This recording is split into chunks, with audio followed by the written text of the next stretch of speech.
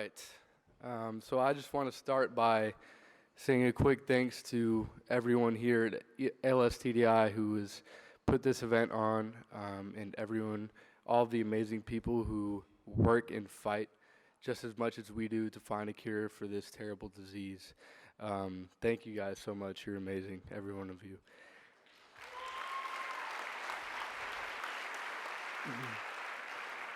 I'd also like to thank Beth and everyone who's living with ALS who inspires me every single day to fight and fight and fight and not give up on this disease. You guys really deserve a round of applause.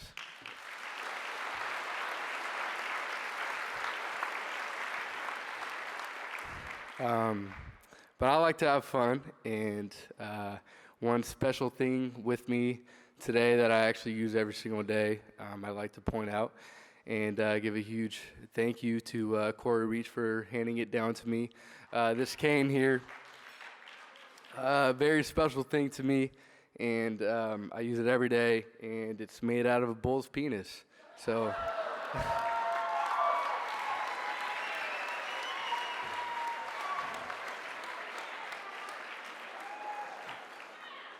So being 22 in the same place Corey was 9 years ago, I thought I'd might have some flair in walking around every day. That makes me look a little bit better. So thank you again, Corey. Appreciate it. But hello everyone. I hope everyone's having an amazing night so far. I know I am. My name is Osiel Mendoza, and I wrote a very important speech that I'm going to get through and just want you all to bear with me here. So my name's Osiel, and I'm sure you guys are all wondering what kind of name that is, because it is pretty weird. But I have a pretty funny story in my eyes that I want to share with you real quick about a reaction that I had once to my name. So about 3 years ago when I was at Oregon, I met Will Ferrell, the comedian in Acton. You guys know who Will Ferrell is? Yeah? Okay. So I was his liaison at an Oregon football game, so I was just showing him around everywhere, and where he can go and where he couldn't go. And I introduced myself. I said, "Hi, my name is Osiel." And he responded by saying, "What the hell does that mean?" And that will forever be one of the best moments of my entire life. But my name is actually, so it's spelled like that, but it's pronounced like the letters O, C, and L. So just a good way, and quick fun fact about my name there. But who am I? I'm sure a lot of you guys are wondering, who I am and why I'm standing up here talking to you tonight. And I want to take a little bit of time to tell you more about who I am. So I am 22 years old, and just about a year ago I was diagnosed with ALS. I am from a small town in Martinez, California, which is just about a half hour from San Francisco. My obvious drink of choice is Corona Margarita. I just had a Corona before I came up here, so hopefully it makes me have a little bit more fun. I am recently married to my beautiful wife, Bella, who's here with me today.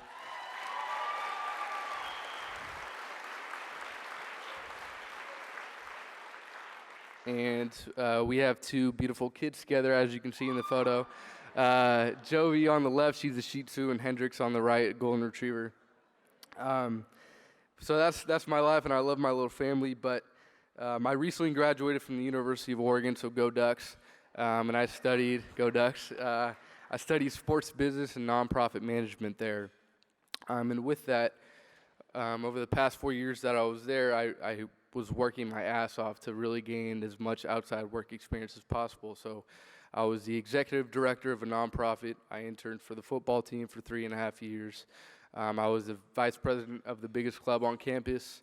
I worked for Peyton and Eli Manning's football camp in New Orleans, Louisiana, and was just doing everything I could to set myself up for success so that I could find a job after college, provide financially for my family, and really just be a normal contributing member to society.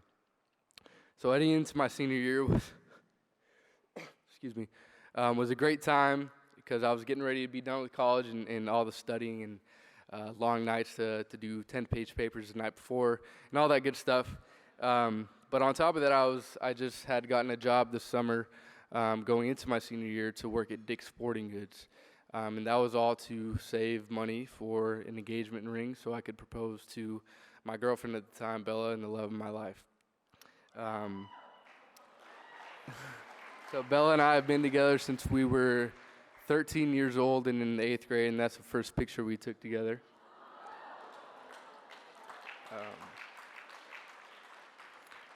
So at this time, I was getting ready to pop the question and make the big move, and I'll quickly kind of tell you how I did that. So last year on October 19th of 2016, and all this has a point, I'll get to that. But on October 19th of 2016, we were celebrating our 8-year anniversary. And so usually every year I get Bella a card, and for the first time in 8 years I didn't get her a card. And that was bad on me, but it made her really upset and sad, and she was crying, and it was, a tough day for, her, but me as well, because it was, I was being a bad boyfriend.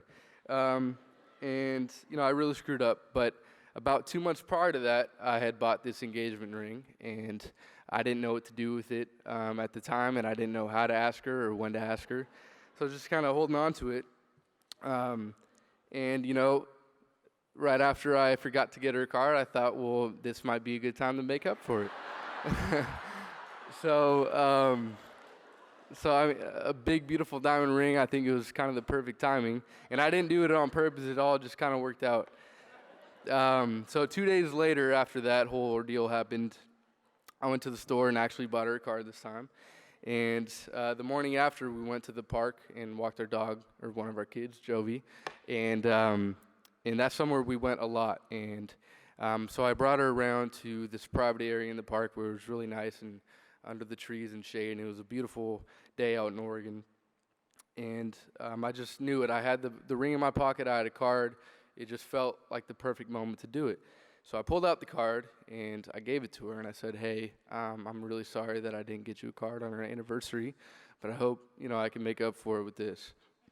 So I wrote all this love stuff. I feel like I'm a pretty romantic guy, and so I wrote all this stuff in there. But at the bottom, I wrote, I'm sorry I didn't get you a card on our anniversary, but I hope I can make it up to you, ... And then at the very, very bottom of the card, I wrote, right now. Okay, so I gave it to her, and she was reading it, and, I was kind of waiting for that cue where she would look at me and kind of feel a bit surprised and excited, but it never really came. So, so she gives it back to me, and she says, thanks. And so, and my wife is an amazing person, so I'm not bashing her at all, but she said thanks, and I looked at her and I said, did you read the entire card? And she said, well, I think so. And I said, okay, well, read it again, because I don't think you did.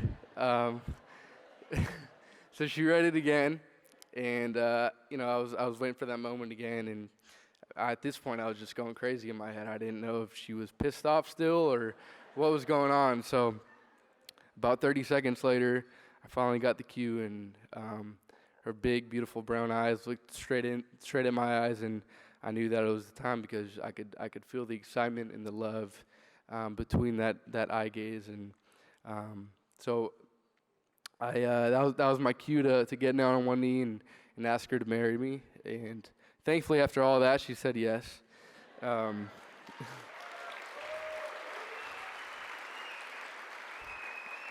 And I have a few videos, actually. I documented the before and after, so we'll put them up here.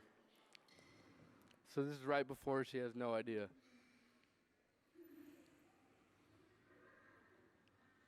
So she's clueless. She has no idea.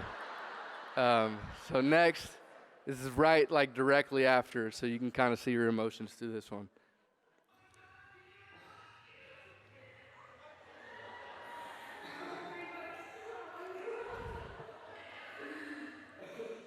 And then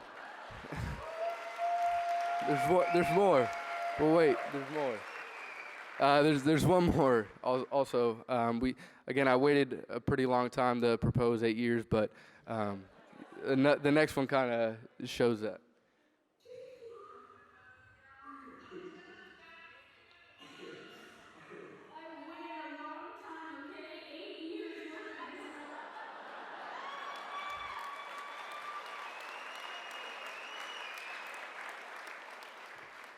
Um, yeah, so on October 22nd of 2016, Bella and I got engaged, and it was the best moment of my entire life. Um, but after experiencing that moment, I went through the worst time of my entire life that I could ever imagine myself or anyone having to go through. And on October 25th of 2016, just 3 days after I asked Bella to marry me and spend the rest of her life with me, I was diagnosed with ALS and told by neurologists that I have 2 to 5 years on average until this disease takes over my body and kills me. Being in my senior year, at the time it was tough for me to actually accept this news, and it took me quite a while to actually tell anyone about it. I wanted to be a normal kid going through my senior year of college and do normal fun things, and not really have to worry about people treating or acting towards me any differently. But Bella and I recently got married last month, and it was an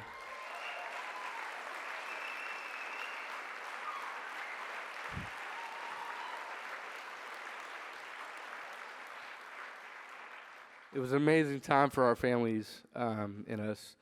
And I want to be a normal husband and do normal things that a husband would do for her. And real quick, Bella, do you mind coming up here? I think you deserve a big round of applause for everything.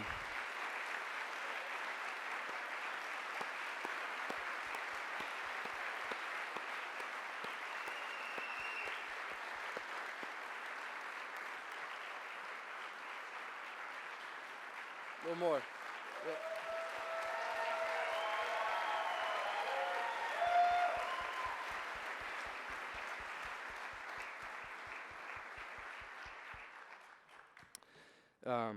So when she needs a back rub, I want to be able to give her a back rub. And when she is craving ice cream, if and hopefully when she gets pregnant one day, I want to be able to drive to the store on my own and buy her a carton of chocolate ice cream if that's what she wants. I want to do whatever I can physically to make sure that she feels special, appreciated, and loved unconditionally. Um, we want to have kids so bad, and I want to be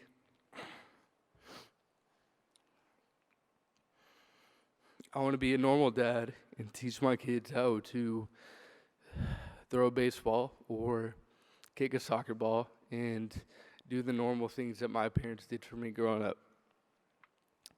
I want to be able to build them a treehouse if that's what they want. And I want to be able to tell them that I love them with my own physical voice. But this disease is not going to allow me to do that without your help. You have the power to do that, and I'm so extremely confident in everyone at ALS-TDI and this amazing organization and the fight that they have every single day to make an impact, an effective therapy, and a cure for this disease. But I'm not the only one, and I'm not the only person that will not be able to walk or talk or do things for their significant other or watch their children grow up and graduate high school and go to college and start their own families. There are others, and there are many of them. But I'm standing